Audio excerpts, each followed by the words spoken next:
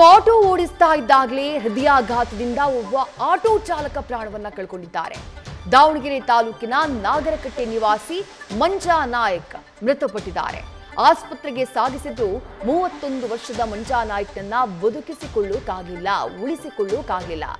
ಕಳೆದ ಮಂಜಾ ನಾಯಕ್ ಸಾವಿನಿಂದ 7 ತಿಂಗಳ ಗರ್ಭಿಣಿ ಪತ್ನಿ ಕಂಗಾಲಾಗ್ಬಿಟ್ಟಿದ್ದಾರೆ. ರಾಂಪುರದಿಂದ ದಾವಣಗೆರೆಯತ್ತ ಮಂಜಾ ನಾಯಕ್ ಹೊರಟಿದ್ರು. ಆದರೆ ಏಕಾಏಕಿ ಹೃದಯಾಘಾತದಿಂದಾಗಿ ಜೀವ ಬಿಟ್ಟಿದ್ದಾರೆ. ಆಟೋ ಓಡಿಸ್ತಾ ಇದ್ದಾಗಲೇ ಸಂಭವಿಸಿರುವಂತಹ ಹೃದಯಾಘಾತ ಇದು.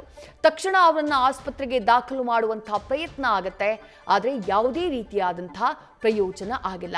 31 ವರ್ಷದ ಮಂಜಾ ನಾಯಕ್ ಅವರ ಸಾವಿನಿಂದಾಗಿ 7 ತಿಂಗಳ ಅವರ ಗರ್ಭಿಣಿ ಪತ್ನಿ ಆಘಾತಕ್ಕೊಳಗಾಗ್ಬಿಟ್ಟಿದ್ದಾರೆ.